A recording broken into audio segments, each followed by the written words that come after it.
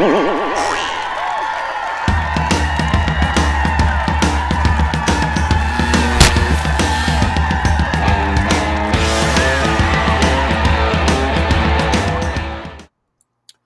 everybody. Welcome to another Comic Source Comic Boom collaboration. This is your DC Spotlight for the week of December 13th, 2022.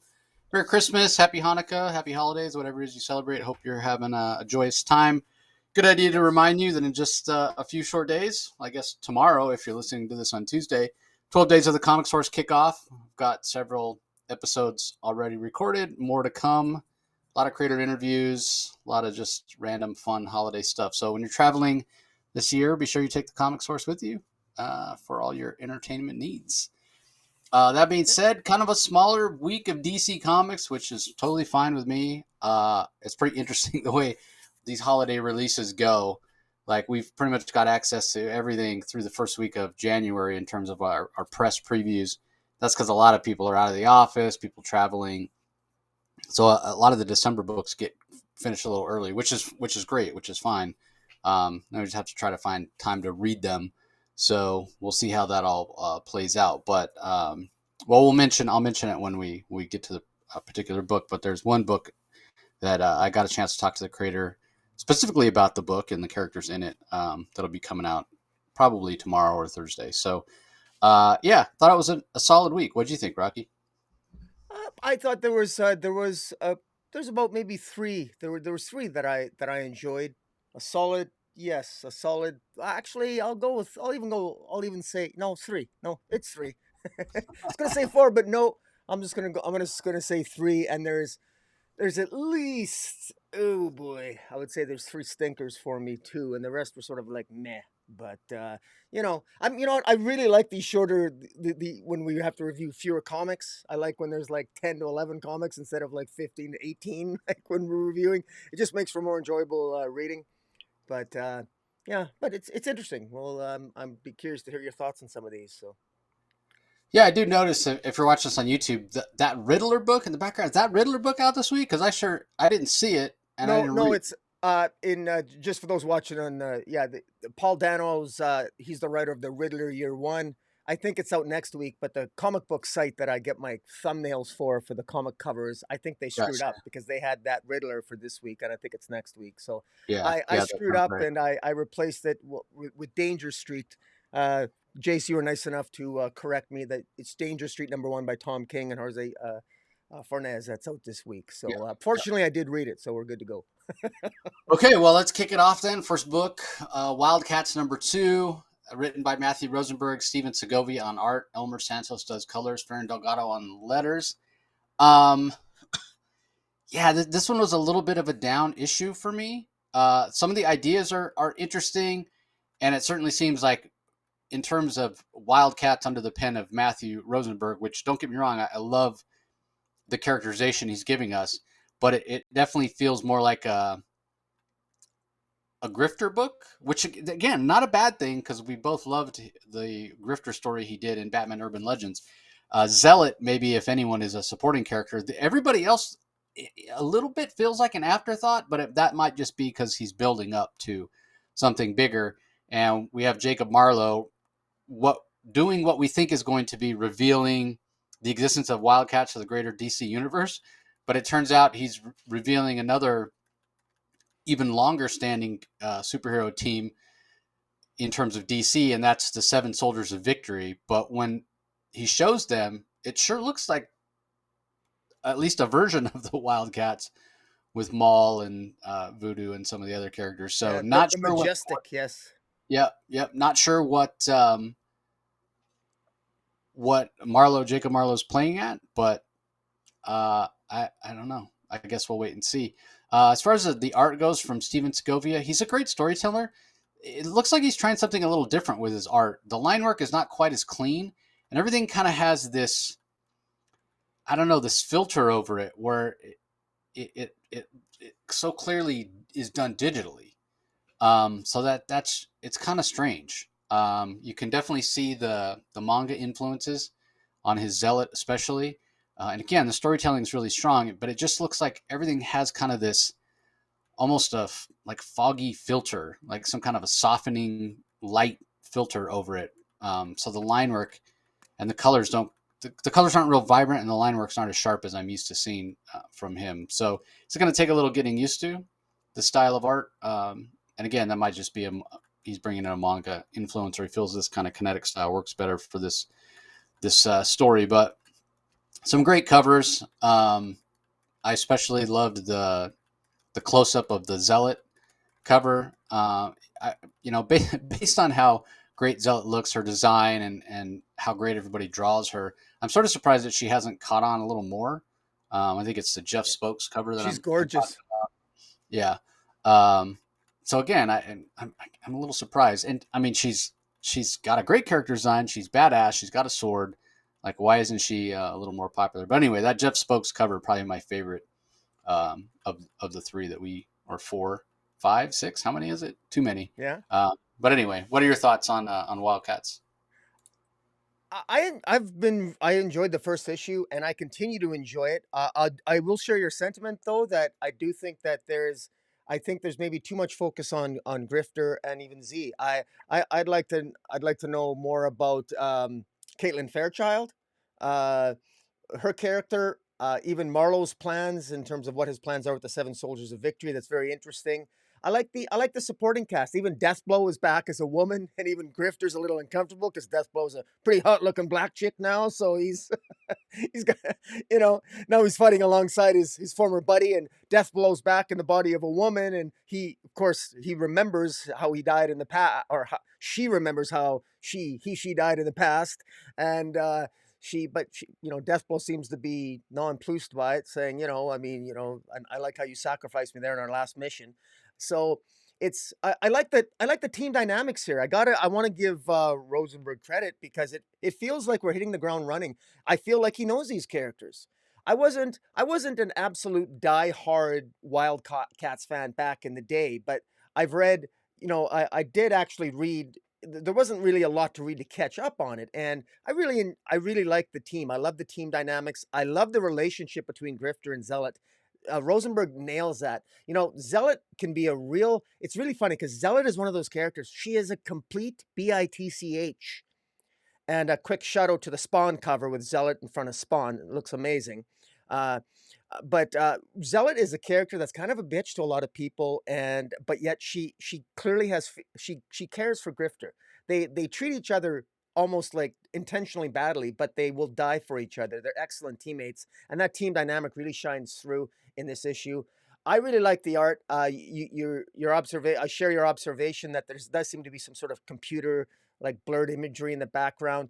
I think it works for me. This feels like a slightly different comic and yet feels familiar enough that I'm having fun with it. And I'm really curious to see the Seven Soldiers of Victory. I got to admit, I'm partial to Grant Morrison's Seven Soldiers of Victory. I don't, honestly, the only character of these Seven Soldiers that I actually know off the top of my head, I didn't Wikipedia at all. I'm just familiar with the Majestic. I don't even know the names of the other characters that make up this new Seven Soldiers of Victory at the end. So I'm kind of curious to see how he deals with these characters moving forward, and looking forward to getting to know them. So, but all in all, I enjoyed this. I enjoy the humor. I like how Rosenberg is doing this, and I like his characterization of Grifter going back to his first 6-issue run of the Long Con in Batman Urban Legends. Yeah, and again, I think he's not just writing Wildcats to write Wildcats. This kind of style of humor, this irreverence that he's using, it does kind of harken back to the way the Wildcats comic was back in the day. So, there's precedent for it, I guess you'd say. So you can kind of understand where he's coming from, so to speak. So, all right, let's move on. Up next, we have Batman Incorporated #3. This is from writer Ed Brisson. John Timms does the art, Rex Locus on colors, Clayton Cowell on letters. Again, quite a few covers, including one that's an homage to, I think it's Detective 38. That's the first appearance of Robin. Kind of like the In-Hook Lee Ghostmaker one. And we got introduced to Phantom one last issue, which he claims to be a former sidekick of Ghostmaker. And we find out his origin. We find out, according to him, that Ghostmaker basically left him to die at one point. That's not surprising. It isn't. It is and it isn't. Yeah. But that is the one thing. Like, don't get me wrong, I'm a huge Ed Brisson fan, and this is enjoyable. But there are some inherent issues, continuity wise with it. And I guess you could say that about any DC comic these days. But here's the thing: like when Tynion first introduced us to Ghostmaker, he showed up in Gotham City, and it was told how Ghostmaker had been operating, how he'd been a part of Bruce Wayne's origin, his becoming Batman, his training around the world, and how there'd been an agreement between Ghostmaker and Anton was, the think as an alias, but the name that's used most often. Anyway, there's an agreement between Anton and Bruce that they would stay out of each other's cities, stay out of each other's way, and fight crime in their own ways. Ghostmaker using what maybe you could call a more permanent solution to crime because he's willing to kill. But you kind of hear these stories of this kid who was orphaned because of Ghostmaker. His parents were filthy rich, didn't need the money, but did it simply for the thrills, robbed and terrorized rich people, stealing their belongings and money and whatnot. And Ghostmaker shows up during one of their heists and kills them. And as the mother's dying, she's out loud wondering who will take care of her son. And Ghostmaker, completely out of character, for some reason, cares that there's a kid. I mean, it's almost worse. Again, this is all according to Phantom One. Would have been better off just letting the kid, be taken in by somebody else. He would have had his parents' money. You would have thought the kid would have been better off. But for whatever reason, his own motivations, it's kind of sold again through the words of Phantom One that Ghostmaker wanted to show up Batman. This was at the time Batman had taken up Robin. So maybe there was a part of Anton that says, oh, Bruce can get a sidekick. I can get a sidekick. I can train my sidekick to be better than his sidekick. That whole idea of competition. Remember, this is a guy who lost out on the chance to be Ra's al Ghul's protege to Bruce. So, maybe there's still some of that competitiveness still at the core of who Anton is. Feels that he's lesser. Was seen as by other people as lesser than what Bruce was, but in his mind he's not. So he takes this kid in, but he's a terrible father, absentee. This kid is basically just trained to be a weapon, and then eventually is allowed to go on missions with Ghostmaker. Ghostmaker sees him as, again, less incapable, and when he gets trapped under some rubble from a building that collapsed, Ghostmaker just leaves him there to die. Again, this is all according to Phantom One. We don't know if this is actually what happened. So I don't know. It's kind of weird because, again, if you want to get into continuity, when you're hearing Phantom One talk about him and Ghostmaker being out on these missions, they seem very public and out, in consciousness that Batman would have heard of this before then. But when Ghostmaker first showed up, I remember Tynion specifically saying, oh, he's operated behind the scenes. He's very secretive. Nobody knows he exists. Well, how does that doesn't really make sense with what we see here with Ghostmaker and Phantom One fighting villains out in the public where everybody can see, and there's big explosions. Obviously, would have news coverage and whatnot. So again, maybe I'm reading too much into it. Maybe I should just set that aside, just take it for face value. I don't know that we can take what Phantom One is saying for face value. I can sort of see it, right? Like, this seems like behavior that Ghostmaker would engage in. Would on a whim pick up a ward, train him, and then forget about him, abandon him. But at the same time, it doesn't exactly dovetail in with the Ghostmaker that we have now, who's willing to not kill, who's willing to be the head of Batman Incorporated. Like, there's a little inconsistency here, right? Like, which characterization of Ghostmaker are we supposed to believe? If you recall, Rocky, we had those backups in the Batman comic when Tynion was writing it, where Yeah. Ghostmaker went to the island and he was fighting, and he was certainly more devil may care and kind of whimsical. And you would think that if that's his true characterization, he never in a million years would have picked up a ward. And if he did, he would have forgot about it, the next day or the next week. So I don't know. I'm just not sure. I have a feeling like, okay, Tynion created this character, didn't have him fully fleshed out. I don't know that DC knows what to do with them. Like, do they still do character Bibles? Like, if somebody picks up a book and they're writing a new character they're not familiar with, that doesn't have decades of continuity or decades of characterization, do they know how he'd really act? So I wonder about that. I like Ghostmaker visually, but I would say I don't know if I like him character-wise, because this is a very different take what Ed Brisson is doing versus what we've seen in the past versus the character that Phantom One describes. So again, Phantom One may just be lying. He may never have been the sidekick, or his view just might be skewed.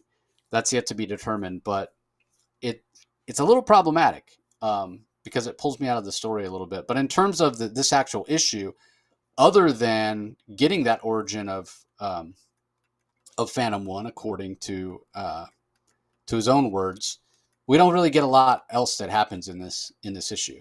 We sort of spin around the globe. We know members of Batman Incorporated are at various places around the world, so we kind of check in on each of them. And there's some differences of opinion between the different members of Batman Incorporated about Ghostmaker himself, whether they should be following him. Some of them say, well, Batman put him in charge. Others are like, but he's a killer. So that seems all to be coming to a head. So I don't know. Maybe this is the book where ultimately we'll get a consistent characterization and understand who Ghostmaker is. I kind of think we need that if Ghostmaker is going to be a regular of the Batman family. If he's going to show up randomly here or there, it's kind of probably not necessary to have sort of a consistent characterization because he's only going to show up sporadically. So let whatever writer is pulling him into his book, write them as they need to have him sort of suit the needs of their story, as long as it's, within a defined parameter. It can't be wildly different, like he's complete villain in one and goody two shoes in the other, but you have a little more leeway. But if he's going to be leading this book, yeah, we need some consistent characterization. And I get the whole, we want him to be super mysterious or whatever. Like that worked for the longest time with Wolverine. I feel like that's an old, tired trope at this point. I want to know who the characters are that I'm reading about. Otherwise, I'm not going to care. That's the bottom line. I started liking Ghostmaker because I loved the visual that Jorge Jimenez came up with. But if you can't give me some relatability to the character and some stability to the character's characterization, I'm not going to be able to relate to him, and then I'm not going to care, and I'm not going to want to read. That's sort of why I'm not a big Harley fan. Like I have no in to her. Her characterization, while you could say is consistent, it's not a character that I relate to. I'm not a woman. I'm not insane. I'm not zany. I don't love the Joker. Where's my touchstone for Harley? So anyway, what do you think of this Batman Incorporated? I think that there's way too many characters in this comic, and I share your sentiment that we need more. There's some very interesting questions about the history of Ghostmaker here. This is interesting. I want to know. I want to know more about Ghostmaker. Tinian was successful in getting me interested in the character. Not everybody shared my optimism for Ghostmaker, but this is the opportunity to get people that were unsure about Ghostmaker into the character. And it's hard to do that when you've got so many other characters, which I view is almost superfluous. We don't need so many Bat people in Batman Incorporated in this early stage. Why? We don't need it. It only muddies the waters. And, going off around the globe, trying to make the point that various former teachers of Ghostmaker and Bruce Wayne are being killed. You don't need to have 5 or 6 of them all over the globe. You can just need 1 or 2 and make your point from a narrative perspective and focus more time on Ghostmaker. Now, having said that, I will say that I do believe, and you hinted at this as a possibility, that Phantom One is telling the story of his origin. Phantom One is probably an unreliable narrator. It's sort of like when Jason Todd originally returned, he had a very interesting and different perspective on his death than Batman did. Like his perspective was, why didn't you kill the Joker? I mean, he killed me and you never killed him. I mean, it was interesting to get that other perspective. We're just getting to know Phantom One here, but we know Phantom One, isn't he does have a code of honor similar to Ghostmaker. He doesn't randomly kill Clown Hunter. He wants to, I think, out of almost like revenge, he wants Clown Hunter to come on his side. What better revenge can Phantom One have against his former mentor than to take the new Phantom One or this Clown Hunter and bring him on his side and have Clown Hunter help him kill Ghostmaker? I mean, it's sort of like it's the ultimate revenge that you can have on a mentor, stealing one of their students and then perhaps destroying them. And that's what Phantom One is essentially trying to do here. Meanwhile, around the globe, we got all these other characters, which I'm going to, I'm still struggling with all their names. I can't even name them all because I forget. I literally have to look at my notes from the first two issues. There's just so many of them. It's not that they're not interesting, but there's just too many of them, and unnecessarily so. But I'm still intrigued by Ghostmaker. I'm still intrigued with Phantom One. I really like the cover. I think from a symbolic and historical standpoint, it's a nice homage cover with Phantom One jumping through the circle there, and that as an homage to that classic Batman and Robin cover. And I'm still on board with this, and I'm gonna give Ed Brisson at least the first 6 issues to see if he can nail the landing on this. Yeah, I agree. I mean, Batman Incorporated was a huge group, so I get wanting to have a lot of characters, but I wouldn't have minded if they brought him in a little at a time instead of throwing us, everybody at once. I wonder if people. I mean, you read the Morrison Batman run, right? You read Batman Incorporated back in the day, and these aren't Yeah, all new characters, and even you're having trouble, keeping them all straight. I never yeah, even read that stuff, so you can imagine. I know there's Batman of China. That's about the only one I can remember, to be honest with you. So only yeah. because his name is so ridiculous whenever they say it's like Batman hyphen of hyphen China. So Yeah. anyway, let's move on. Up next, we have, I guess we'll briefly talk about this. It's Harley Quinn Uncovered #1. This is a new thing DC's doing, I guess. It's basically a book of Harley Quinn variant covers um, from like the last year. So if you're a huge Harley Quinn fan, like this is fantastic. At the same time, if you spent money on some of these 1 in 25, 1 in 50 variants, I wonder like how would I feel if I could have just paid, I don't know what this is, $6.99, $7.99 and got all of the covers as opposed to I paid, $50 for, whichever cover if it would bother you. It probably wouldn't bother me, but then again, I wasn't buying all these Harley covers. But some of them are great. I mean, the Adam Hughes, the Crisis on Infinite Earths #7 homage is fantastic. When I was flipping through looking at these, what's clear to me is Derek Chew's done more Harley Quinn covers, variant Harley Quinn covers than anybody these days. I'm not the biggest a fan of his style because it's so clearly digitally painted and it feels kind of overly produced in a way. Um, Yeah. but again, if you're a Harley Quinn fan and you weren't able to pick up these covers, here's a way to do it pretty cheaply. So I imagine you'll be picking this up, Rocky. Well, actually, I don't know if I will. I mean, I guess I might. I mean, I joke about. I mean, I bitch, whine, and complain about too many damn variant covers all the time. But like there's always an element of hypocrisy when you're a comic collector because it's impossible to avoid being a little bit of a hypocrite because, there's so many covers. Naturally, I'm going to buy.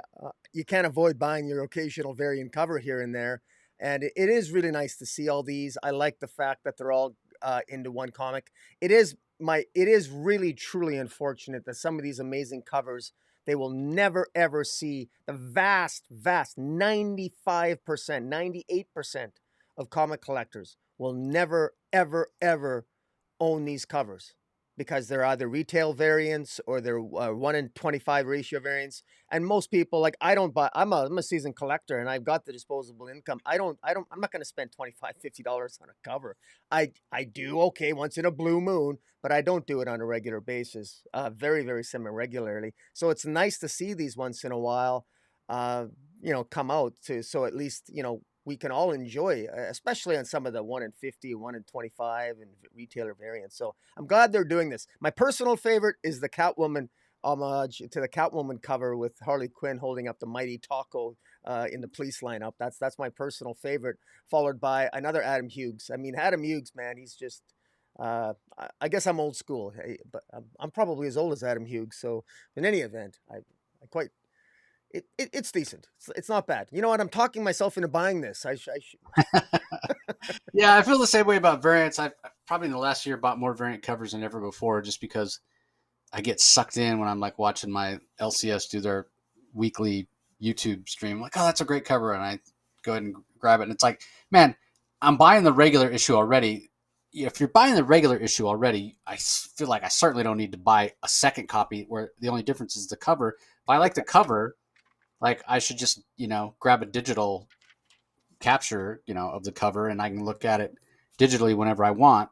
Um, which I don't know, maybe that's piracy or something. I don't know, but I mean, I'm so limited on space. I definitely don't need to be buying multiple. So a lot of times, sometimes I only get the variant. But again, the other part is I agree with you that I think having all these variants is actually bad or cannibalize. It's like the readership is smaller and smaller, so you're expecting them to keep supporting the industry by spending more and more when you should be attracting new readers. That's one of the things I like about Bad Idea, that only one cover per book. I really wish, like, if these covers are that great, like Derek Chew covers or Adam Hughes or whatever, then just make that the main cover and be done with it. Exactly. You know, Exactly. so especially getting into the ratios, I think it's predatory. But anyway, it's there, everybody. Harley Quinn uncovered. I like the idea. I hope they do it for others. In fact, I would be a big fan of DC putting out like a once a year hardcover. Here's every cover, $50. Here's every cover that Yeah. we've made this year, or just do every Or, variant if you or want. even have a round robin, have a vote. Let the fans vote for the top 100 covers or top 50 covers, and put that in a hardcover the following year, or something. Yeah, You know. or a trade. Yeah, something Yeah. like that. So Yeah. I loved it when they did the hardcover collections of the 1000 issue for Detective Comics and for Action Comics. They put all the covers, including all the retailer variants, because it's like I wanted to collect all the covers for Action Comics 1000, even the retailer variants. But some of these retailer exclusives, they're like shops around the world, I know. like and it's like, okay, I want to get this cover, and it's from a shop in Australia. Yeah. So not Good only am luck. I paying $25 for the cover, I'm paying another $40 for shipping. Yeah. It's a brand new book. It's Action Comics 1000. I have 15 copies of it. The only difference is this one has a different cover, and I'm paying $75. Crazy. Like, I know. yeah. So it was great. I mean, that I actually didn't pay $75 because Action Comics 1000. There was a King's Comics. That's a real big retailer in Australia. They were at New York Comic Con that year and had their variant, so I was able to pick it up without paying all that extra money. It was just $25, and I have to pay for the shipping.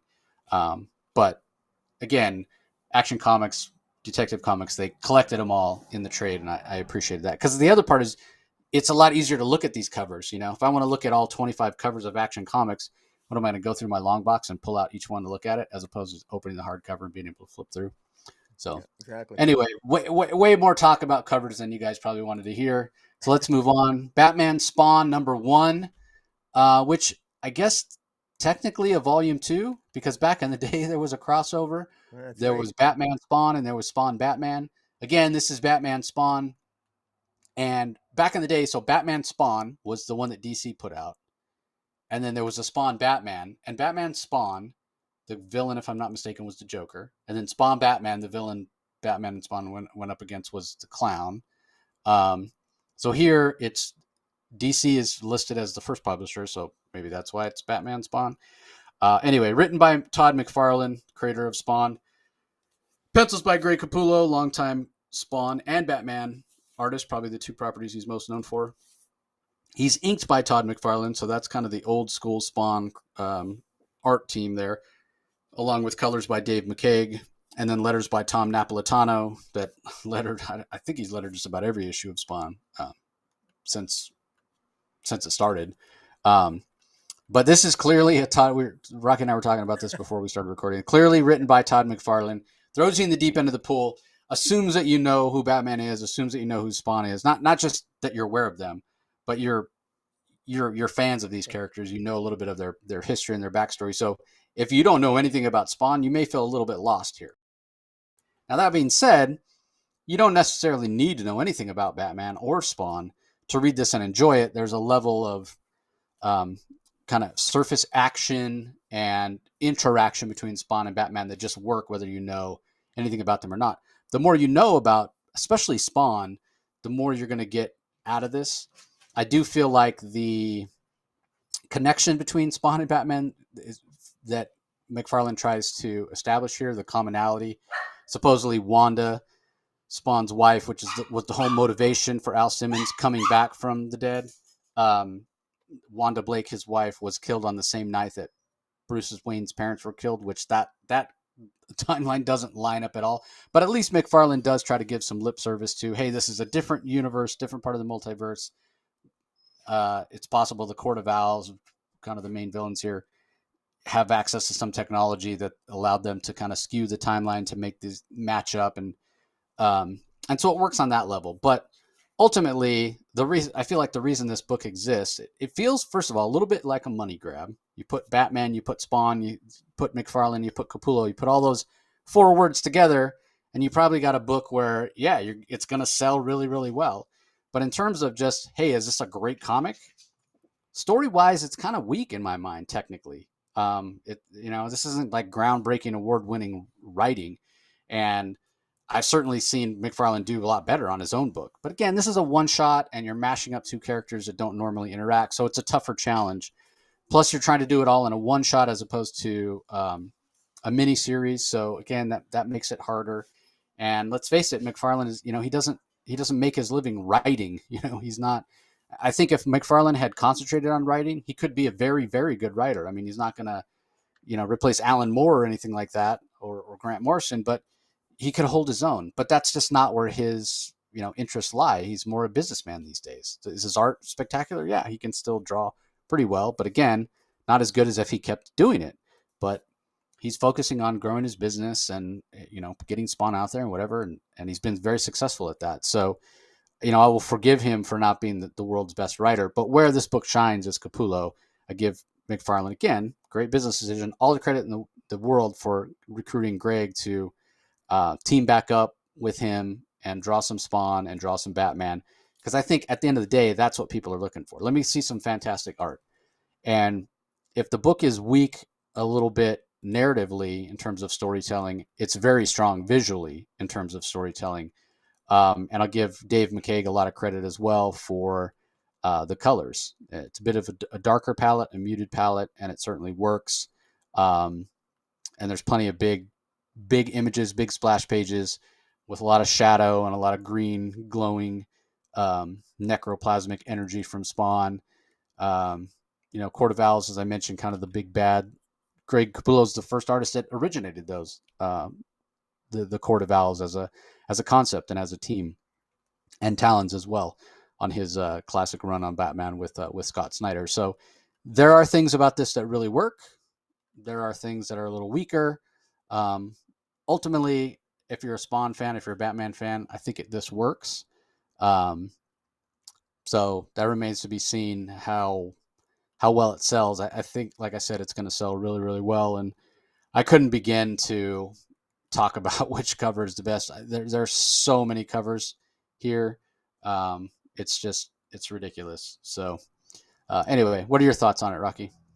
Yeah, I don't know. I think I'm counting 14. I'm counting 15 covers that we got as preview copies, and some of them, three of them are black and white. And so, yeah, there's lots. There's gorgeous covers, which I've shown. I showed to the YouTube crowd here as you're talking. I I I actually really enjoyed this. This is one of my favorite of the week. I thought this was I thought this was the way one shots should be told. I thought this was entertaining. I thought this was, we know this is in an alternate universe. We know that, there, it, it's odd. I never really thought about how much there was a similarity between Batman's origins and Spawn's. Yeah, and Todd McFarlane, in his particular style, he makes it very clear. He spells out the plot. You and I, when we reviewed the 25 day or the 12 days of Spawn this last year, one thing that Todd McFarlane quite does, he does have a tendency for over exposition, but his exposition here wasn't as bad as it was when he began writing Spawn. And he spells out the plot here. It's easy to follow. Basically, they want to. Spawn is not the only monster that was created by the powers that be. It was also was Batman, and on the same day, June 26th, the day that Wanda died. Okay, that's not the real origin of Spawn, but then the day that Martha Wayne died. Now, obviously, the origins of Batman here are being tweaked, and same with Spawn's, but it works, and it's easy to see how it's different because the story is, I think, that well told and that straightforward. And the Court of Owls is involved as well, and it all focuses on a pearl. And in one of these pearls, because when Martha Wayne was killed in that alley, her pearls went missing. Well, Batman discovers what happened to those pearls and why those pearls are so significant. Because one of those pearls holds a portal to the cosmos, and the Violator is involved here, and the Violator has made some particular deal with the Joker, and I got to give Craig Capullo a lot of credit. The way he draws the Joker here, it's the Scott Snyder version of the Joker with the skin ripped off, and it just looks incredible. I mean, the visuals here really are fantastic. I I love the use of the Court of Owls. I love the use of the Talons.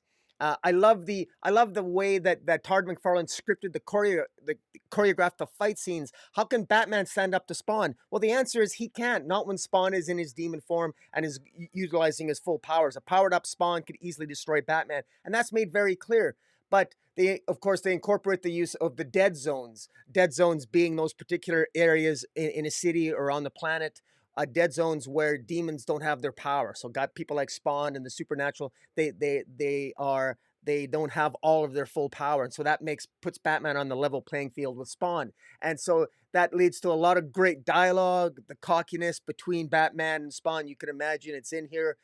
Just really great art, great interaction. I enjoyed this. Now there's some over the top craziness here and there, and it's I think the degree to which people will get into the story will be the degree to which they're prepared to detach themselves from a perfect synchronicity with existing Spawn mythology and what we all think we know about Batman. Just read this, enjoy the visuals, pick your favorite cover, because God knows there's a lot of them, and just have a lot of fun reading it, because there's a lot of fun to be had here.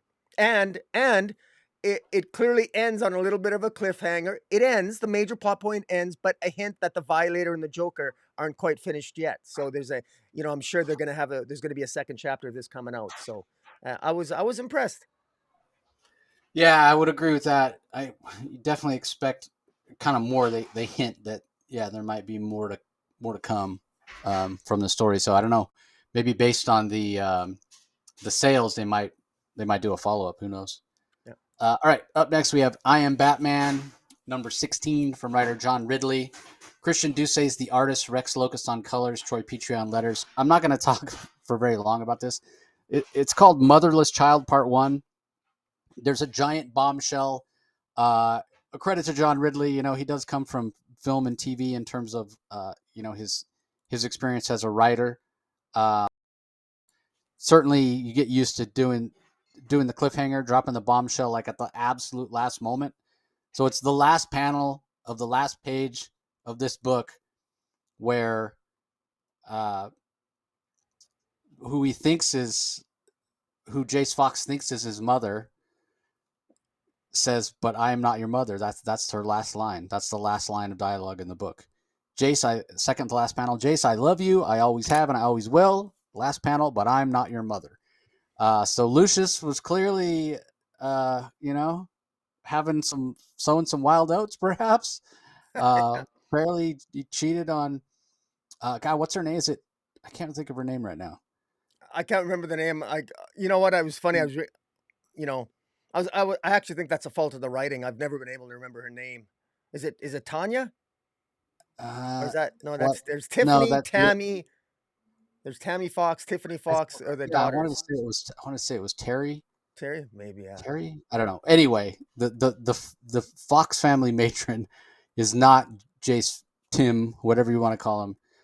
Not the mother of Jace Fox. So, I oftentimes, again, without having seen it, and I know I shouldn't do that. I've never seen Empire on the Fox television network. But based on the fact that that's, a powerful African-American family that has like this media empire, not so different from the Fox family here in Batman comics that have a technology empire, being the fact that they're in control of Wayne Enterprises. And it's a bit soap opera-y, I imagine this is what Empire is like, with a lot of, backstabbing and betrayal and sibling rivalry and what have you. And here we go, right? Like, what else? Why wouldn't you expect that? I'm making that comparison. What else would I expect? But yeah, it turns out Lucius Fox cheated on his wife, and Jace Fox is illegitimate. So, Motherless Child, as I said, is the name of the arc, and how this is all going to play out, how it's going to affect Jace. Like, the guy's already got tons of trauma from accidentally killing whoever it was back in the day. Um, so yeah, pretty interesting. And I would say the main cover, you take a look at that main cover, and they're all sitting around the table. They're all looking down and dramatically, and it's moody. And yeah, I guess we'll see how it all plays out. But in terms of what else goes on in the story, because that kind of overshadows everything, to be honest, it's just there's some people going around killing others or kidnapping others who appear to be in some way related to the Fox family and their business dealings. And they're talking about the truth needs to come out, and very cryptic messages, and Fox family has a ton of secrets. And yeah, so the as I said, the soap opera feel of the Fox family continues. So we'll see how it all plays out. But I mean, credit to John Ridley. He did pace it out well when that bombshell. You can sort of see it coming before you get to that last line, but you really don't see it coming, or I didn't see it coming until maybe the next to last or last page. And he builds up the drama to it well, then he drops that, and all I can, like, it was impactful, it was emotional. I was like, oh crap, that's gonna really throw things for Jace Fox into turmoil. So we'll see how that all plays out. But give us your thoughts while I look up Lucius Fox's wife's name. It's gonna drive. Yeah, there was a lot to unpack in this issue. I actually thought this was a well done issue. This issue, I Am Batman issue 16.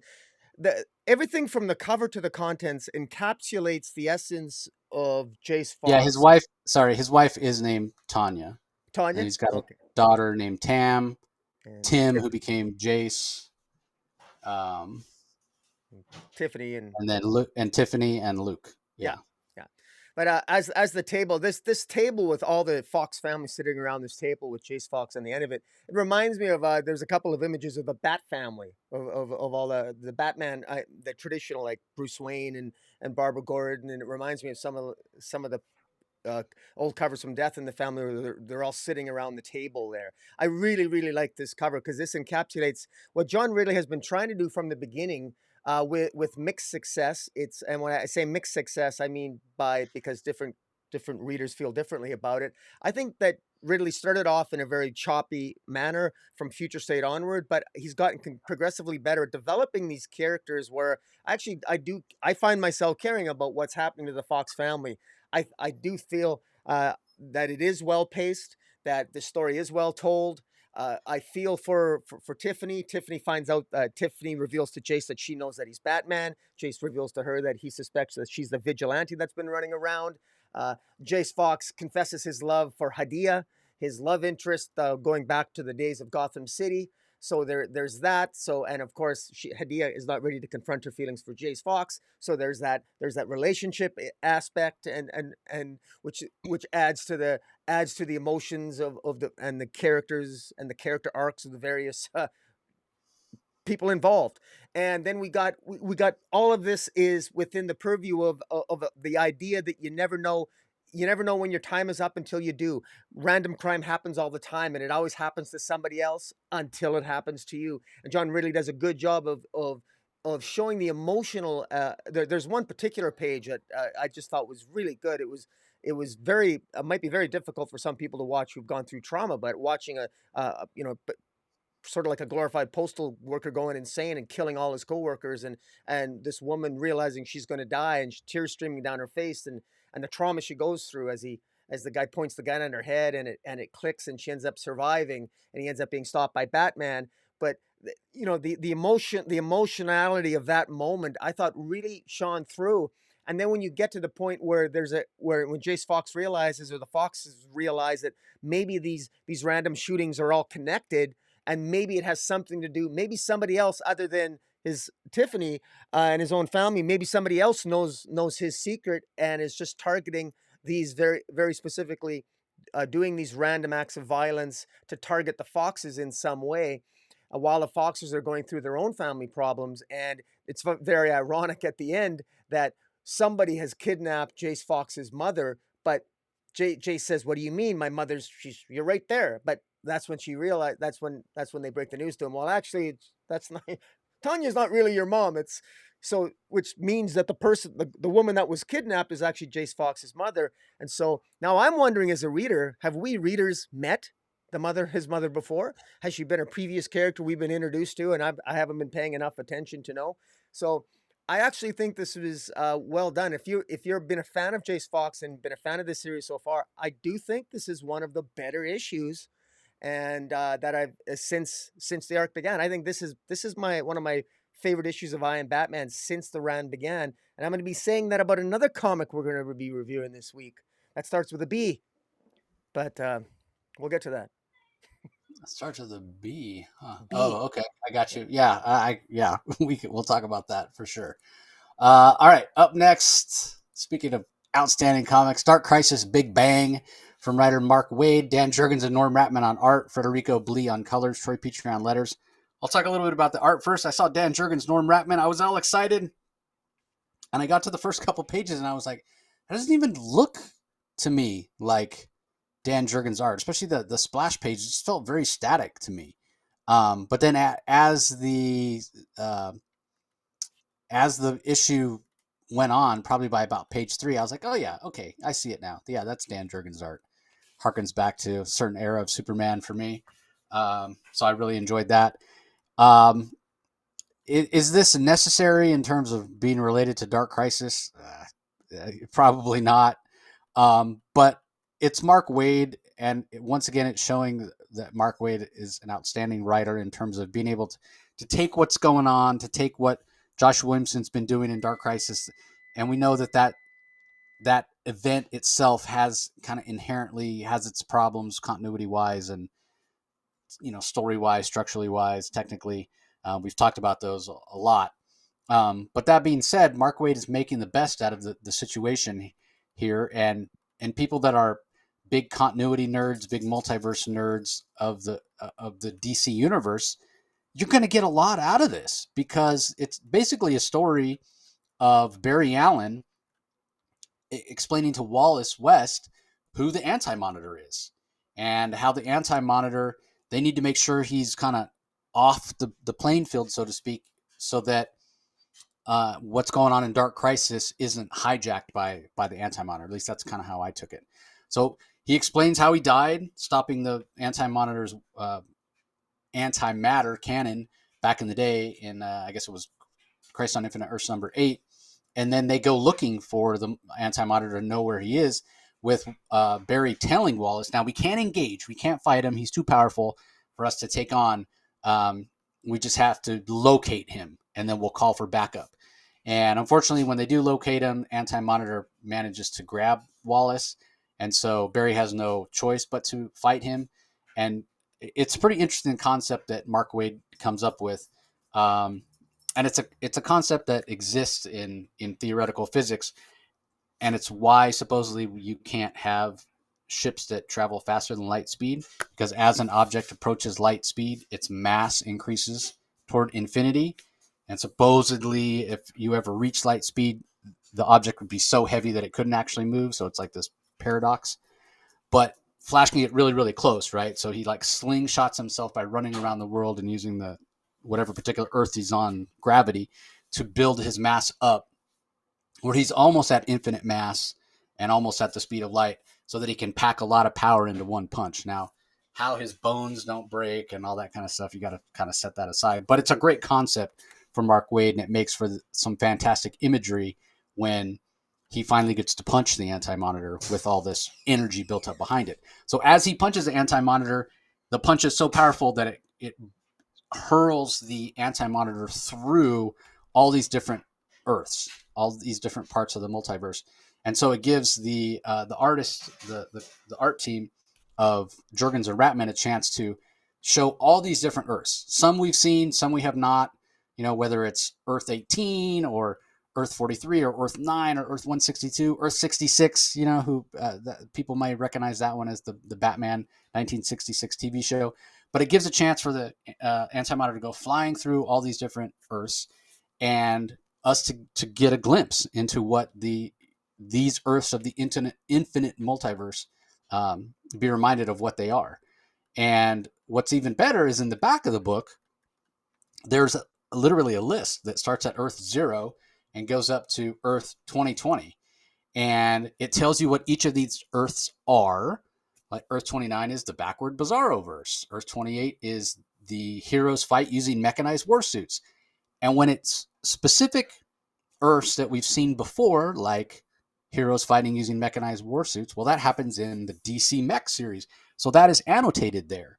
So again, it's something that I think a lot of big DC fans from a long time ago, and some of this information is pulled from Grant Morrison's Multiversity when there were only 52 Earths, and some of these numbers will line up. Some of them are new. Like I didn't know Earth 96 is where the superhero DC superhero girls, that cartoon version of the characters live. Earth 35 is the Super Americans. So there's just a lot here, and it goes back to kind of um, the multiversal aspect of DC Comics. And again, I think for big DC fans, they're really going to enjoy this, and it's sort of a roadmap, so to speak. So yes, it sort of has its roots in Dark Crisis, but I would argue that if you're not reading Dark Crisis, or you tried Dark Crisis and didn't like it, or what have you, and you don't want to have anything to do with Dark Crisis, that's fine. I still feel like you should buy this because it stands alone as just a fun story on its own. But more than that, the knowledge here, you can like use it as a reference, almost like a multiversal who's who, so to speak. So I would recommend picking it up. I will say that there's a lot of covers this week for these whatever 6-7 books we're talking about. This is probably the weakest Oh, selection of covers. These covers are absolutely. not very, very good. They are Even the ugly. even the All of them. Mikkel Yanin cover, Yeah. which I normally I'm a big fan of Mikkel Yanin. Yes. Even that one was kind of so. But yeah, a lot of the kind of out of continuity stuff that we've been reading lately, whether it's Jurassic League or Tom Taylor's Dark Knights of Steel, all those get their own Earth number assigned to them. So again, I think this is a good reference, if nothing else. So, what do you think? I mean, you're a big Mark Waid fan. You probably really enjoyed this, right? Uh, well, I'm a big Mark Waid fan. Yes, and he does a job here. But bare minimum in my mind, just he does the bare job of and that's all he needed to do, because that's all you can do with the abortion called Dark Crisis. And Mark Waid basically just did. I like the way Multiversity did it better, with the individual pages, with the explaining in detail each of the 52 Earths. This, 3 Earths slapped on each individual page. I'm not a big fan of the Dan Jurgens art. I got to tell you, it doesn't really work for me. The Dan Jurgens and the Norman Ponder art. It just feels a little bit too. This feels 90? just a little. It just doesn't work for me. I don't know. I would have, maybe I'm missing the George Perez or the Ivan Reese kind of style of art. I think this was just it. This doesn't really work for me. Having said that, I'm optimistic because this is a good reference point. So I agree with you. So you don't need to. This doesn't make any sense. I know how Dark Crisis ends. So do you, I'm sure. Uh, it doesn't get any better. This has nothing to do with Dark Crisis for all intents and purposes. Anti-Monitor should have been in Dark Crisis. He never was. Where was he? Apparently, he's not that important. Apparently, the Anti-Monitor. I will give Mark Waid credit for this. Where I find it interesting about what Barry Allen says about the Anti-Monitor here is that he basically says the Anti-Monitor is he's somewhere in the infinite Earths, and he's destroying universes, because that's what the Anti-Monitor does, and he's virtually indestructible.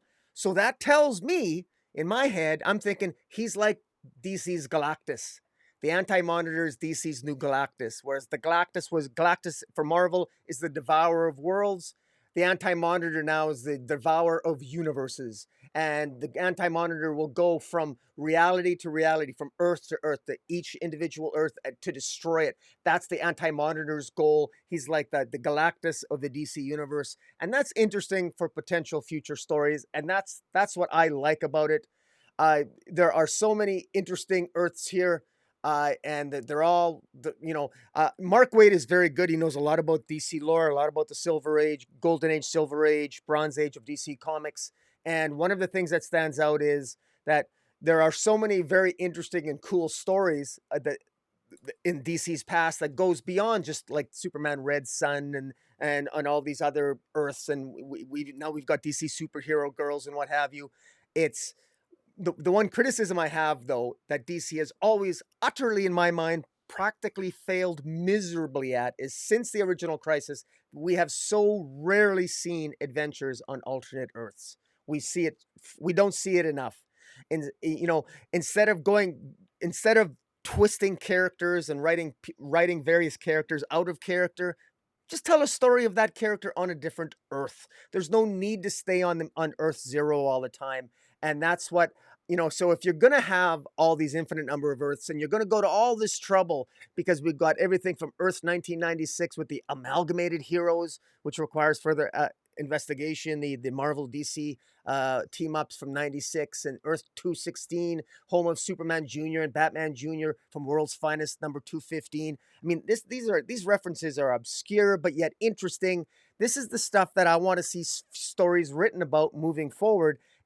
But do it. If you're going to tease us with this, actually do something with it. I hope this isn't just lip service about, oh, well, look at all these cool new Earths we have. So they rattle off Earths 1 through 52 again. We already kind of knew those. And then they just randomly pick a bunch of numbers between 53 and 2020 and just, assign something to them of some comic book that I'm sure Mark Waid liked.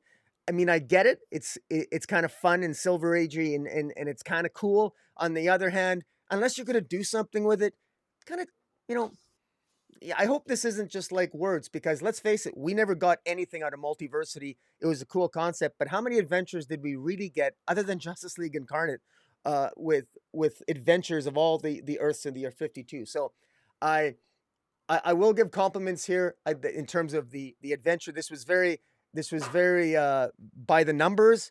It was just Barry and Wallace West traveling through the various universes, beating up the Anti-Monitor and having the help of various heroes.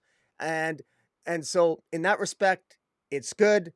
I do feel, though, that this is the type of story that, had it actually had a substantive plot behind it, this is what I would have much preferred to Dark Crisis. Have one with all these multiverses. That's what I thought Dark Crisis was going to be. Give us an Anti-Monitor, a devourer of universes, devouring things like a Galactus-like villain. Instead, we got Dark Crisis. So, and also kudos to the name Big Bang. I kind of like that. Big Bang signifying the births of something new. I kind of like the name and the title to it.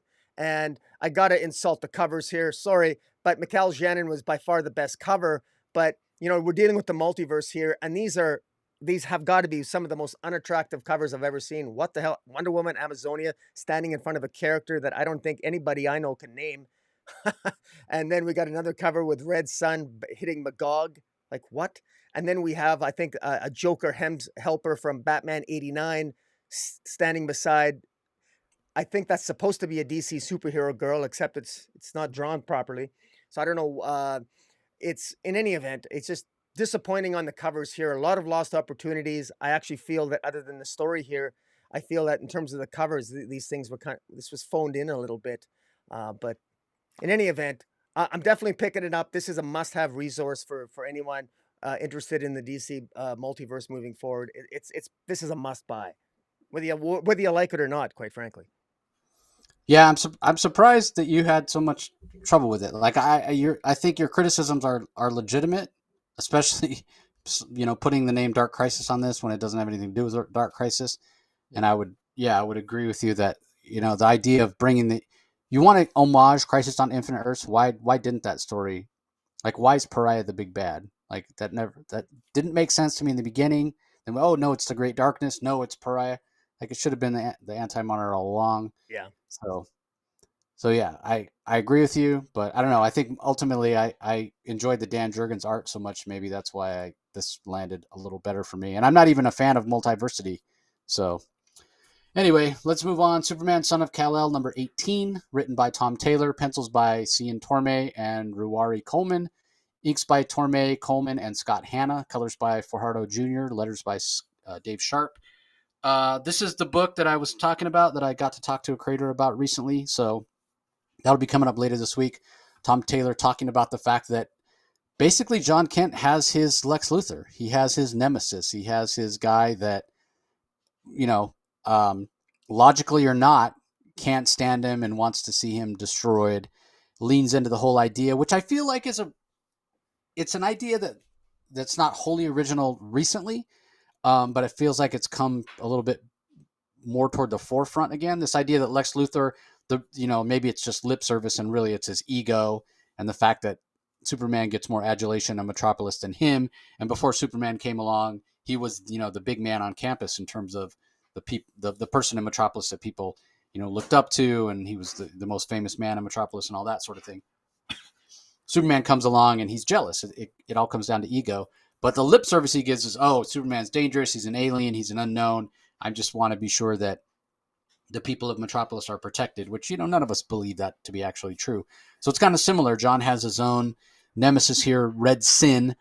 This character, Luis Rojas, his parents were working for Lex Luthor, working for LexCorp.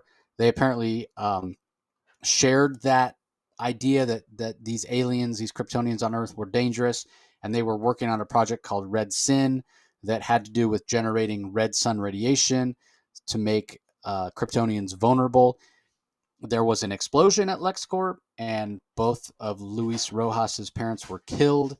They weren't able to make the technology work, but apparently their son was a genius, maybe because his parents were scientists, maybe not, whatever. But he goes in and it's not really explained. He goes in and he takes the technology in his apartment, makes it work, and then uses it to attack. We saw last issue attack John Kent and make him vulnerable, make him bleed, make a Kryptonian bleed, in the words of Lex Luthor. And so he uses that technology and his genius to attack John Kent in this issue, to attack Clark. And he actually captures Superman, which, I mean, I get it. The kid's a genius and the kid is really smart, but I don't know. You're not, Tom Taylor, you're not putting Kal-el in the best light here, having him basically be defeated by a teenager, teenage supervillain who's only been on the job for a couple days. But I can kind of set that aside because, and Tom and I talked about this idea of Red Sin as a nemesis for John Kent is so interesting because they do have so much in common. They are, in some ways, two sides of the same coin. They're about the same age. They've both had trauma in their past. Now, granted, John is fortunate enough to still have his parents around, even though they weren't around for a long time while John was trapped in the volcano. Luis Rojas's trauma is more permanent, right? His parents were killed. They're gone. And so it's almost like he's latching on to their beliefs, this idea that Kryptonians are dangerous and need to be destroyed, killed, because that's what he professes to as a goal. He wants to kill John Kent. His parents aren't coming back, and so maybe that's the way that he connects with them by keeping this idea that Kryptonians are dangerous alive. There's some other technology and some other moments for John Kent. Apparently, he had Brainiac 5 build him kind of a fail-safe emergency belt that bathes him in what looks like yellow light radiation, I guess, or yellow sun radiation when he gets in trouble. So that's cool to see. And he's also wearing a bulletproof vest here, which Nightwing apparently gave him that advice. Hey, you're about to go fight this guy who can make you vulnerable. You probably should wear a bulletproof vest. And Clark, when he finds out John's wearing this bulletproof vest and it does come in handy, Clark's like, oh, good job on that. But it's like, did you really need to be convinced by Nightwing? Because just last issue, you weren't wearing a bulletproof vest, got exposed to red sun radiation, and got shot. So I wouldn't think it would take a lot of convincing, whether you're a Kryptonian or not. Getting shot hurts, unless you're in your invulnerable state. So this is the final issue of Superman, Son of Kal-el. The story of Luis Rojas and Lex Luthor shows up at the end to kind of take on that parental figure. I mean, obviously he's going to use and manipulate Luis because he just sees him as a weapon to point at Clark and John. But that whole idea, that whole story, what Luthor's planning continues in Action Comics 1050, which DC's been promoting for a long time. Project Blackout is going to supposedly change the trajectory of the Superman stories going forward. And then the story of John Kent will continue in Adventures of Superman John Kent, which I think Tom said's a 5-issue miniseries. And then there's going to be more John Kent. We don't, like, based on what happens in that, we're going to get, I don't know if we're going to get, if John's going to be de-aged, fingers crossed, probably not. But if we're going to get another John Kent series after that, or it's going to be John Kent in the Legion of Superheroes, like, yeah, just based on the context of how Tom was talking, there is some John Kent series or something else that's coming out of the miniseries. So despite what some corners of the internet want you to believe about how sales on this title weren't great, and that's um, why DC canceled it, and they're putting Adventures of Superman out. No, that's none of that is true at all. And I love it. Like I watched like 2 seconds of more than 2 seconds, but this YouTube video who was ranting and raving about how terrible Superman Son of Kal-el was, and it was just like the guy had no evidence to back it up at all, other than saying, "Yeah, Superman Son of Kal-el is ending."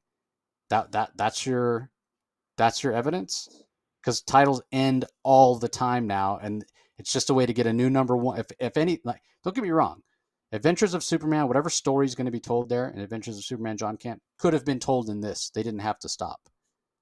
But why wouldn't they when they can get another number one on the stands? That's the real reason. That's the real reason. And then that's a limited series. So guess what? The John Kent content that's coming after that, they can get another new number one with 15 different covers. That's just the reality of the world that we live in now. So you can do whatever you want and say whatever you want about Tom Taylor and how you think his politics are ruining DC Comics, but that's not actually the case. It's actually selling really, really well. So you take that for what you will. Anyway, what do you think about this ending and this new nemesis for John Kent? I think this follows a pattern. It's going to be for at least three comics that we review this week. This is the final issue, or this is the latest issue. In this case, it's the final issue, and I think this is the best issue out of all the previous issues. This is actually the best, and I can't help but to notice that Jay Nakamura is not in the issue, but that's not the reason why it's the best, though. But I just want to Well, throw that in. we And all know how much you dislike pink yeah, hair. I don't. That's So, exactly right. I don't like the pink hair, but uh, I just like how this all came together, and I really like how at the beginning you got the rapport, you got the character work between Batman and Superman, John Kent, the Justice League as they're building the Kent farm. I think that worked very well, and then it actually established, I thought, a very believable character, a believable villain for John Kent. One of the things that's been very weak with this series has been the plot.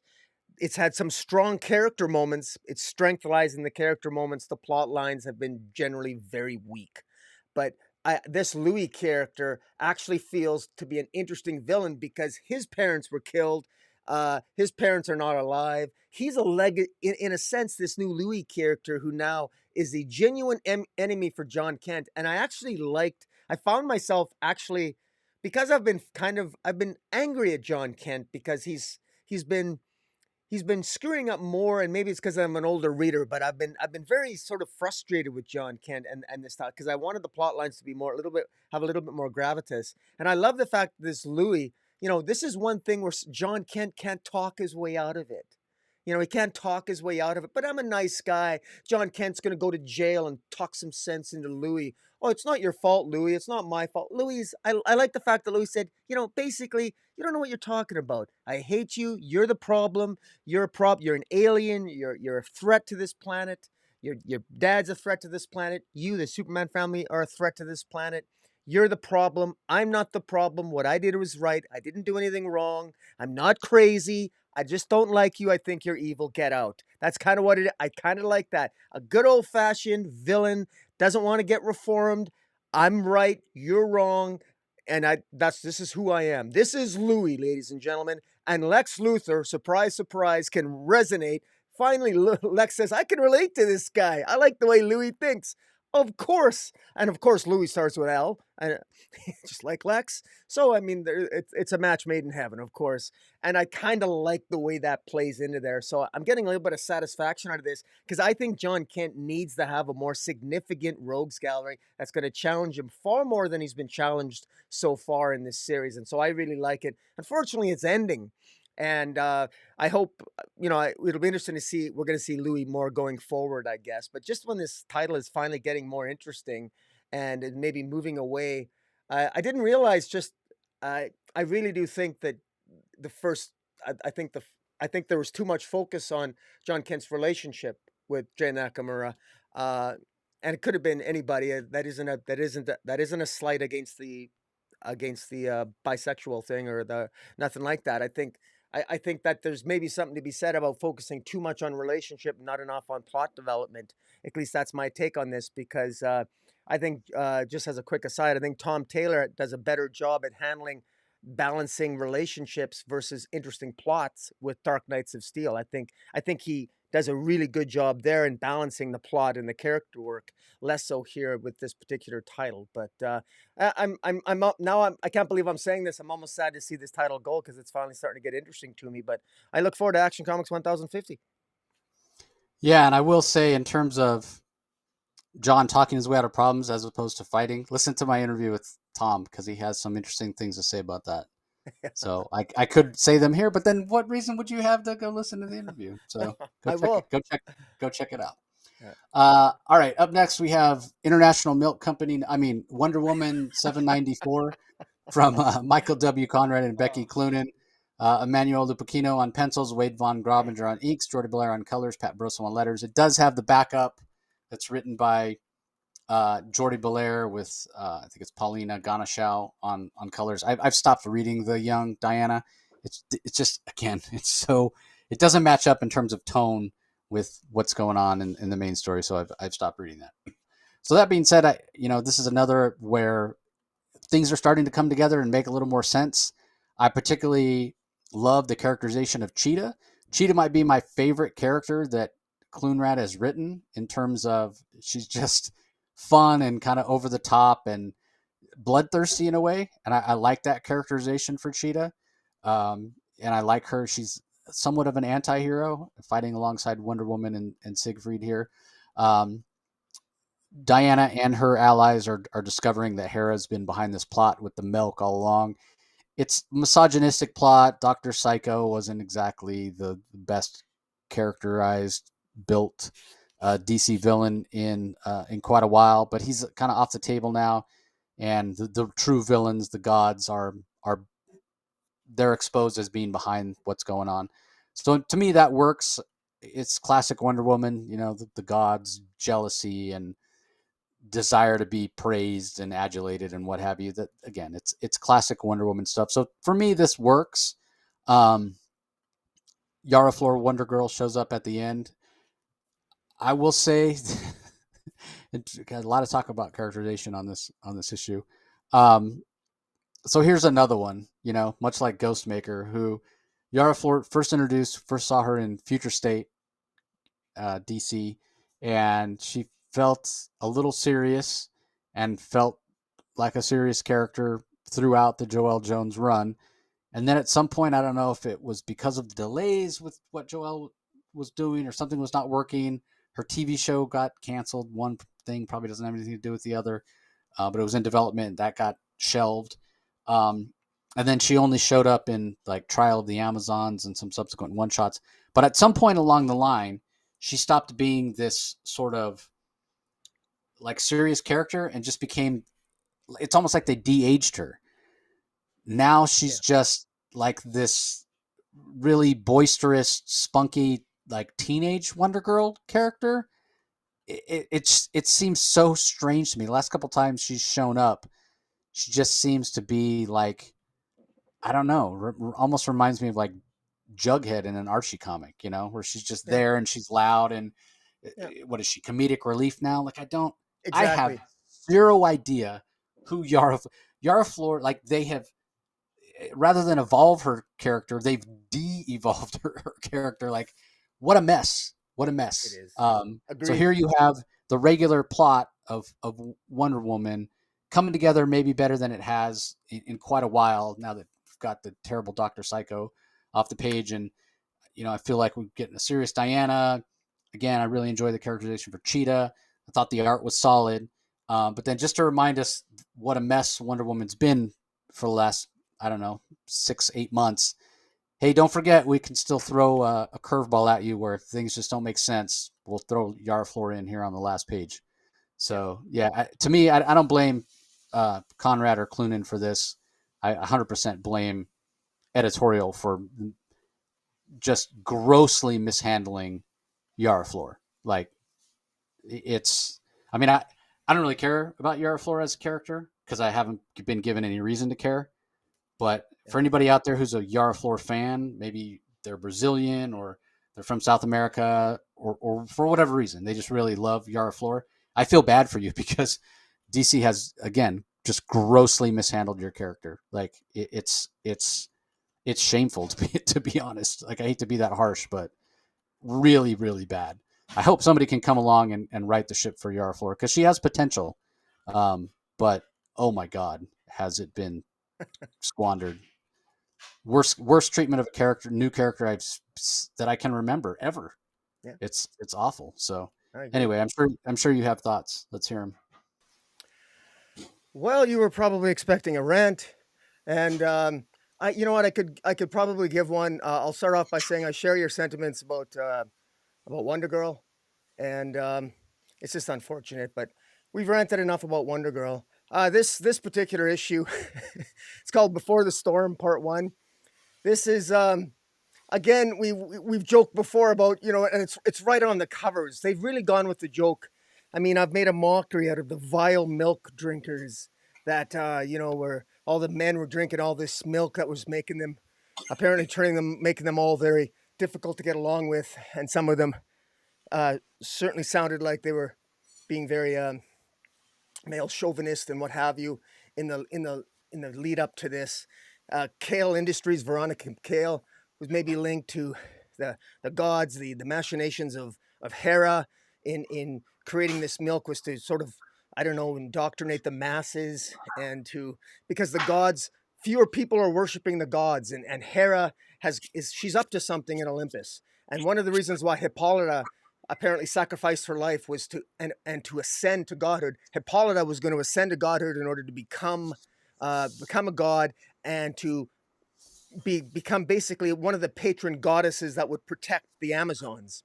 And of course, the real reason is because they wanted Nubia to be queen. But I mean, at least now Hippolyta doesn't have a redundant role. Instead of two queens, make Hippolyta a goddess. Give her something to do. Well, Hippolyta is doing quite a terrible job of it, apparently, because Hera's machinations continue. We got Phoebos and Deimos show up here in a giant carton of milk in this issue. And this plant that's making all this milk, Cheetah is dressed like somebody. I'm pretty sure I think Becky Cloonan decided, let's pretend it's 1985 and give Cheetah a wardrobe to match. She's actually, I think Cheetah's wearing the old wardrobe that Wonder Woman used to have in 1992. And but in any event, I got some comical relief out of out of Cheetah. Her smartassness, her cockiness was kind of funny. Wonder Woman, I mean, the dialogue here and everything else, and Wonder Woman, confronting the gods, and then they end up tracing the source of all their problems to some floating city, and I don't know, was it Athens or Greek or something, and they confront Eros, and Eros is there, and Eros, of course, was the one who Wonder Girl ends up showing up at the end. Remember that Eros and Wonder Girl used to have a thing. Eros shot her with an arrow and sort of manipulated her emotionally and all this other jazz. And Eros is telling Wonder Woman that Hera has got plans, and that there's nothing that Wonder Woman can do about it. And it's really Wonder Woman's fault, because when Wonder Woman came back from the gods, came back when Wonder Woman died at the end of Death Metal, she came back, and instead of actually protecting the Earth against that lurking threat, which ultimately ended up being Dark Crisis, but she basically went on this quest. Wonder Woman basically ended up just defeating I can't remember the name of the god now. The two-faced, Janice. yeah, Janus, Janice. the god Janus. And Janus, of course, had killed all the Greek gods. Wonder Woman goes to the graveyards of the gods, resurrects all the gods, except for the Stark god, or except for the Chaos, and Chaos came back, and that was during Trial of the Amazons. And so everything's linked here, but unfortunately, it's just been one big disappointment. It's been kind of blah. The story hasn't been particularly exciting. To be quite honest with you, it's one of those odd situations that arises every now and then when you read it, when you try to explain a comic book story, where the comic book story sounds more exciting when I explain it to you than if you actually were to sit down and read it. That's how I feel about Wonder Woman. When I try to describe what Wonder Woman's adventure was out of death metal to now, it sounds much more exciting in the telling than it is if you actually read the adventures. And but in any event, I will say though that this is actually a little less. I don't know. It's is it still this is still a comic, or I just shake my head. But I mean, it's at least it's entertain. There's a parody factor to it. I find myself laughing at it. I find it absurd. I I it's so disappointing to see Wonder Girl played off like a joke. She's written now like some sort of immature New Yorker who's like 14 or 15 years old. And that's is that really how you wanted to portray her? I guess they did. She's from originally from what is it, New Orleans, but like you said, who the hell is Wonder Girl? Why don't they focus or give her a series? And really, I have to say, why is she showing up here other than Eros is here? I think it's because they feel sorry because she doesn't have a comic book of her own because nobody can editorial doesn't know what they're doing. But the whole thing just still seems like a convoluted mess. And once again, they still haven't learned. They're jam packing young Diana in the backup of this feature, which why I don't know. But in any event, this is you know uh, I actually will buy the cover. I like the milk carton. I think Wonder Woman should go missing for a while because I don't know if anybody would miss her, to be honest with you, when she's written like this. But hey, that's me being harsh. But my rant is over. Yeah, she was missing for a while, but unfortunately, we instead of staying on Earth and reading stories about everybody that was left behind when she was missing, we followed her through the mythological realm. So anyway, let's move on. Batgirls number 19, also written by Cloonan and Conrad. Jonathan Case on art, colors, and letters, believe it or not, which gives us a very different look and feel than any issue of Batgirls that we've had so far. It's continuing the Freaky Friday story of Cassandra and Stephanie Brown that started in the recent Batgirls annual, where they've switched bodies. We saw at the end of that annual that Cassandra Cain in the body of Stephanie Brown was kidnapped. Can you be kidnapped by your own father? I guess so, right? Kidnapped by her father, the Clue Master. Meanwhile, Stephanie Brown in the body of Cassandra Cain is about to sit down to dinner with her mother, Lady Shiva. So how that's all going to play out? Yeah, well, you're going to find out in this issue. So I will say about this issue what I said about the annual. We finally don't have art that's sort of juvenile, whether or not that was the intention of the art when Jorge Corona was on the book. He put all the ink splatter to try to, I don't know, mature it up. That doesn't really work. It never worked for me. I thought it was terrible. Commented on it all the time how much I didn't like it. Neil Gouge art also sort of more all ages and not really serious, but yet they're sort of dealing with serious subject matter. And we talked about it all the time how the aesthetic just fell off. And I mentioned in reading that annual how finally it felt like the story and the tone of the narrative was matching visually, and that continues here. That being said, what I'm realizing is, I don't know, I guess I'm just not that interested in Stephanie Brown and Cassandra Cain. Uh, more interested in Cassandra than Stephanie, but man, I really could just take Stephanie and kind of put her to the side. We also get a little bit of Barbara Gordon interacting with Bruce here. They go to see Zatanna. Um, Barbara's investigating that coin that Cassandra and Stephanie found in the house in the neighborhood of that Maps lives in, so, and bodies that were found there and what's going on. So multiple plot lines, and I think in terms of pacing, it's well done, and everything has its chance to shine. What's interesting is it's not like this style of art would be my favorite style. It's certainly closer to a DC house style than we've had previously on this book, like I mentioned. But it's still not art that I would necessarily associate with a Batman family comic. So, main cover, I can't even tell what it is. I mean, I guess it's Cassandra and Stephanie superimposed over each other, but it just like the way they did it, it just looks really, really bad. The Dan Mora cover, by far and away the best one with I'm assuming that's Dick Grayson as Robin, and then Barbara Gordon. That's a gorgeous classic cover. And then the other one, I think it's by probably Peach Momoko. Let me look. Nope, it's by Ryan Gonzalez. Um, Manga style doesn't really do it for me, but Anyway, yeah, I thought this was okay. Um, I'll be curious to see if this title continues um, when Dawn of DC happens. I guess we'll see. What are your thoughts? Well, this is another title where issue 13, this is, other than the cover, the cover A, which is absolutely, this is, I mean, it's just awful. I mean, I don't know what happened, but I'm going to say I like the issue. This is the best issue since issue 1 by far. I'll say some other nice things about Cloonan, that I think that the early issues of Batgirls was too tied up and linked editorially to the Bat event and the nonsense of, what was it, the Magistrate and all that other, the Joker followed a Joker and all that crap or whatever it was. Anyways, you and I have said from the beginning that if it's Batgirls, you have Cassandra Cain, you've got Stephanie Brown. You have to have a Lady Shiva and Cluemaster storyline. This cries out. This is one of the primary things that these girls have in common. So we have to see that. Finally, we're getting that.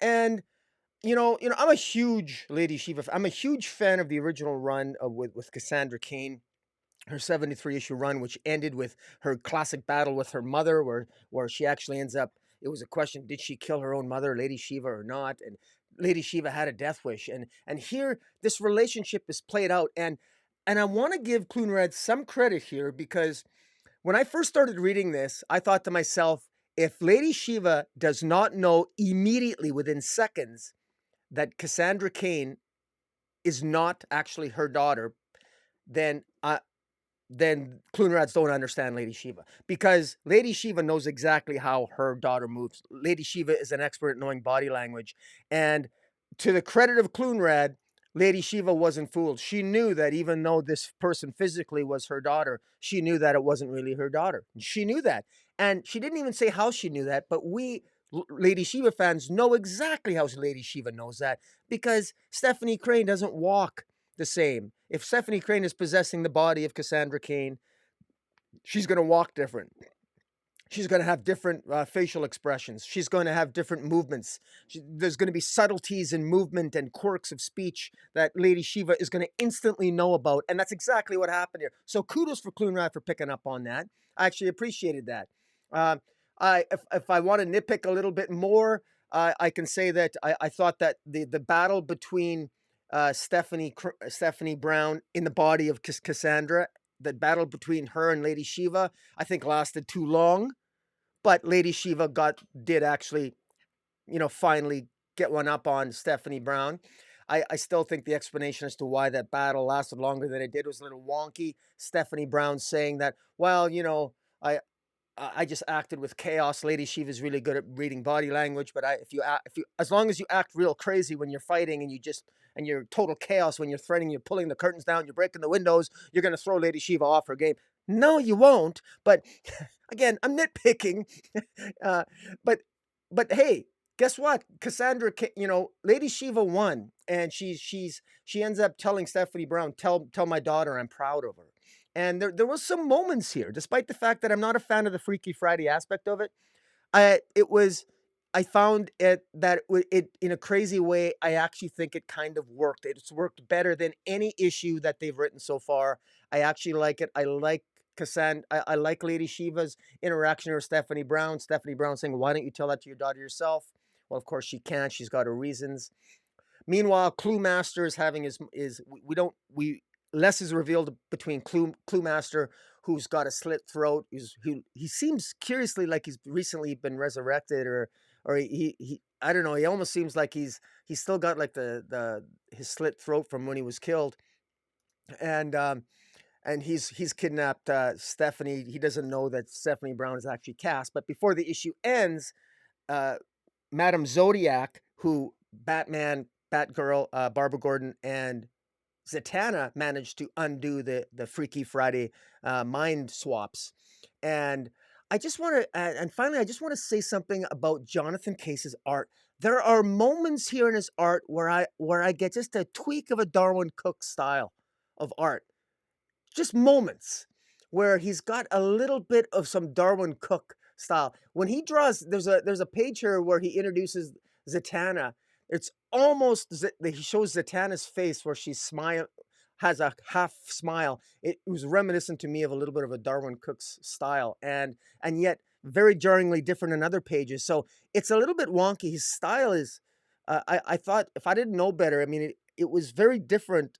Not every there wasn't a lot of consistency, but it had moments where it really sort of I thought it was, wow, that's a great page, and then subsequent pages weren't as good. But I'm I'm curious. Whenever I see the name Jonathan Case now, because I'm a huge Darwin Cook fan, when I see just hints of a Darwin Cook style, even subtle in my mind, it piques me to that artist. So all in all, I've got some hope for this title. I'd like to see where it is going moving forward. And I'm really curious because Lady Shiva feels like she's directionless right now. Lady Shiva is looking for a purpose in her life. And I think, and because she was trying to get Cassandra to maybe join her and lead the League of Assassins. But without that, what's left? Cassandra doesn't want to do that. Cassandra Cain doesn't want to do that with it. She's got her own goals. She's got her own way of doing things. She's not her mother. So where does that leave Lady Shiva? Lady Shiva is still a character, remains a character that is without a purpose right now. And that's and I think within the DC universe, there's a lot of potential for Lady Shiva moving forward. What are they going to do with her? So in any event, I'm just glad that no damage was done to the character of Lady Shiva. That was my concern. And so I'm actually reasonably pleased enough with this issue. Yeah, again, I think it just goes to having a more mature art style. It just works for this title. Yeah, for Just, sure. I mean, again, not that anybody over at DC is trying to do a bad job, but man, they really could. Maybe it's just their editors skew toward younger. They, all the cost cutting AT&T forced them to do. You're going to get rid of the people that make the most money. So all the editors left are very inexperienced. So hopefully their learning on the job will lead to better decisions further on down the line. So, all right, last book we're going to talk about, Danger Street #1. This is from writer Tom King. Jorge Fornes is the artist. Dave Stewart on colors. If you're not familiar with a series back in the day, late 70s DC, called First Issue Special, it was a lot of the books that were planned before the DC implosion in the early to mid 70s, when, due to recession and whatnot, DC greatly reduced the monthly output they were putting out, and they had a bunch of titles that were scheduled to launch. They got canceled. Um, Dingbats of Danger Street, Lady Cop, all these sort of things. They eventually, since they had the issues, they had the work already done, they eventually launched a series called First Issue Special, where it was just a series of first issues of what would have been comic runs, some of them ending on cliffhangers, just, plots that didn't go anywhere because they're literally only one issue. And that's, leave it to Tom King. Not sure why he decided to do this, but he's taking a lot of those characters and crafting a story around them. So we've got Creeper, we've got Lady Cop, we've got the Dingbats of Danger Street, we've got Warlord, we've got a version of Starman and Metamorpho, and they're all showing up here in a story about Dr. Fate's helmet, and Darkseid's involved somehow. It's not completely clear what exactly is going on. I will say that the narrative, in terms of chronologically, does seem to move forward pretty straightforward from A to B to C to D. It does jump around between these various characters that are introduced. We also have somebody who's narrating. We're not exactly sure who that is. I sort of think maybe it's a version of Dr. Fate, but not 100% on that. The Jorge Fornes art, if you read the Rorschach title from Tom King, you'll be familiar with this artist. He's got a style that's very grounded, I'll say, very crime noir for the most part. His best work, in my mind, has been his non-superhero stuff, and the argument could be made that the Rorschach title was non-superhero. He also did a series over at Aftershock called Hot Lunch Special that I thought was really good with Elliot Rahal. He's done some Batman stuff. I don't enjoy that as much, and then this is going even farther. We actually have people with superpowers here, so it's an interesting choice to see. Jorge draw, Metamorpho or Dr. Fate or that kind of thing. And we're talking really cosmic, traditional superhero type stuff. So we'll see how that all plays out. But yeah, based on this first issue, really strong storytelling, especially visually, because Fornes is a fantastic visual storyteller. But where this is going, what's the point of it, what Tom King is out to do, yeah, remains to be seen.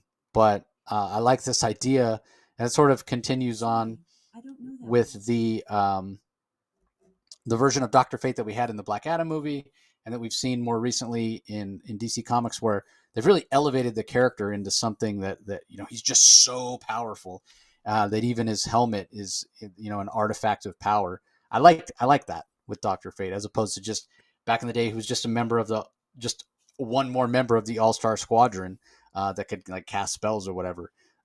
He's really been elevated in recent time, and I do enjoy that. So again, not sure where this is headed, but certainly interesting. And if you want to read about some obscure characters you've probably never heard of, then this is the book for you. What did you think? I actually enjoyed this. I think it's an interesting setup with characters that are not traditionally thought of as particularly interesting, quite frankly. And I say that with apologies to Warlord, who I still love my Warlord run, which I love.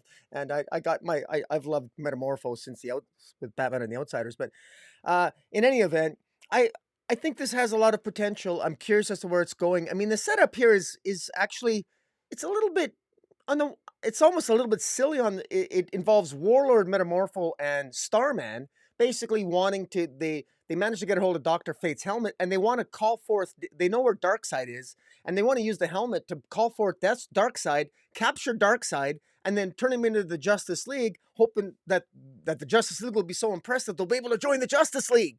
So that's the big master. That's the central plan here. Unfortunately, something goes catastrophically wrong because when they attempt to do that, instead of Darkseid coming through, what they end up discovering is they end up that this character named Atlas is what comes through this portal that they create that they open up with Doctor Fate's helmet, and this Atlas character keeps saying the same thing: the sky is falling, the sky is falling. Well, out of a sense of panic, Warlord actually ends up killing Atlas, stabs him through the heart. Meanwhile, there's these kids that are quadding in the desert where this is taking place, totally coincidentally. And these kids, these are the Dingbat kids. And these Dingbat kids live on Danger Street, hence the name of this series, Danger Street. And so, these dingbats of Danger Street, which are classic characters, the same street where this lady cop, befriended these kids and basically gave them decided not to give them a ticket earlier in the issue because they were trying to drive their quad out of the city. Well, it's a $200 fine to do that, and so she just says, just make sure, just be gone when I get back. Take your quad out to the desert. You don't get a fine if you're driving it out uh, in the countryside or whatever the desert, but just get out of here. So they go, and of course, unfortunately, this kid comes. These dingbat kids. One of the kids named Good Looks is his nickname. He ends up getting abandoned by his friends because they go quadding and they come back for him, but not before he startles Starman after Atlas is killed by Warlord. This kid is shocked by it and says, "Hey, what's going on?" And then Starman panics, turns around, and just instinctively shoots his starbolt and ends up killing this kid. And so now Lady Cop next issue is going to be investigating a murder of what happened to this kid. And so it's an interesting story. Meanwhile, we got the Manhunter, Mark Shaw, the Manhunter. Yes, that Mark Shaw, I think, but I don't think it's connected. Leviathan Yeah, returns. Leviathan, exactly. Mark Shaw, as I always used to say, who? Leviathan, Mark Shaw, who? Anyways, but this is actually, he's using Mark Shaw because Mark Shaw was the Manhunter that was in the first issue special anthologies back in the 70s. And if you're wondering why Tom King did that, is that these first issue special anthologies back in the day, they were actually kind of big deals back then because Joe Simon worked on Manhunter, Jack Kirby on Atlas and the Dingbats, Steve Ditko worked on the Creeper. So really big name stars had worked with these characters, but only gave 8-page stories to each of them. And a lot of these characters have been largely forgotten about in DC lore. And Jack Ryder also has a role in this particular story. He ends up essentially losing his job and applying for a job by being an announcer. And he actually applies for a job and he meets with the Green Team, who are basically teenage billionaires. And they have their own machinations involved in this story. And so, how Tom King is going to weave this tale. I mean, you and I both know how his collaboration with the artist Fornes on Rorschach. You know, if you stick with the tale, we were rewarded with a very good story at the end of that, and I'm confident we are with this as well. I enjoyed reading this. I enjoy I enjoy getting into his characterizations of this issues, because one thing about Tom King, and that I tell everybody, because you no longer have the excuse of saying, why does Tom King write the character that way? Look, this is Tom King's story.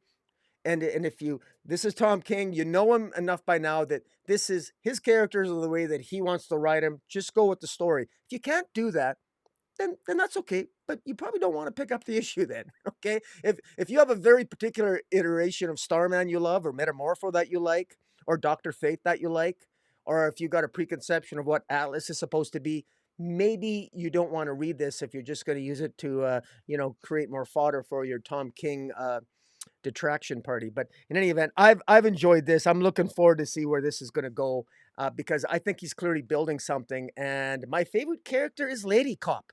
I'm curious to know who's your favorite character in this Well, issue. I've always been a Creeper fan since back in the day, and yeah, interesting that King's taking Jack Ryder, Creeper's alternate identity, and kind of making him a right wing fringe nut. So that's interesting. Um, there are some that would say anybody that goes to that degree is insane. Creeper's always been, on the fringe, as a character. So maybe now Ryder's more closely aligned to who the Creeper is. I guess we'll see. Anyway, that does it for the single issues. There is also an issue of Batman and Scooby-Doo Mysteries. Issue number 3 is out this week as well. Then as far as collections go, there are a number of those out this week as well. We've got Flashpoint Beyond trade paperback. Highly recommend that, from Jeff Johns, Jeremy Adams, and Tim Sheridan, along with art by Zermanico. The Starman Compendium 2 trade paperback is out. Who's Who Omnibus Volume 2 hardcover, which I think I pre-ordered. Those things are huge, and they're fantastic. If you loved the Who's Who back in the 80s and 90s, yeah, I'd recommend that. And then something that I probably don't recommend, but ended up sort of making sense in the end, is Justice League versus Legion of Superheroes from Brian Michael Bendis. If you're a Bendis fan, I suppose pick it up. You'd probably enjoy it. It was problematic. It wasn't the best story, wasn't the most compelling, but it did make sense in the end. It's the best thing I can say about it. So, and yeah, that does it. What about your book of the week, Rocky?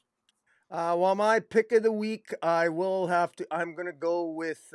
I'm gonna go with Danger Street. Straight up, I'm going to Danger Street. I enjoyed it. Yeah, nothing really stood out head and shoulders above the rest for me. So I think in terms of what I might go back and look at the most in the future would probably be that Dark Crisis Big Bang, just as a reference. And I did enjoy the Dan Jurgens art. Was reminiscent of '90s superhero, '90s Superman art. So I'll give my nod to Dark Crisis. So and yeah, the 12 Days of the Comic Source coming up, as I mentioned earlier. Tons of interviews and guests and reviews and all that sort of stuff. So be sure you're tuning in for all that. You got anything coming up that you want to plug, Rocky? Anything to tease Well, the listeners with? I am behind on reviewing my Frank Miller Ronin book 2, issue 1. So I'll be reviewing that, and I think I think that's all I'm going to say right now. I'm behind on my Christmas shopping and everything else, so I don't want to make any promises that I can't stick to. But yeah, no, I'll Yeah. just say Ronin book 2. But you've got some interviews that I'm obviously behind on. I always listen to your interviews, but I'm behind. I have to admit, sounds like I got some catching up to do. So Well, a lot of them haven't been released yet. I got them in the can. oh, okay. So yeah, the 12 Days of Comic Store starts on the 14th. So this Wednesday, tomorrow, if you're listening to this on the day that it's released.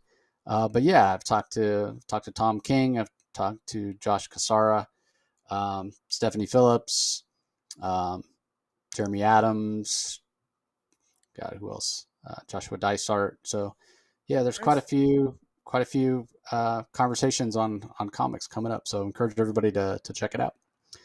So with that being said, that's going to do it for this episode, everybody. Don't forget, if you're listening on the audio only, head over to YouTube and subscribe to Rocky's channel so you don't miss out on our weekly DC spotlights, and you can check out the art as we're talking about the books.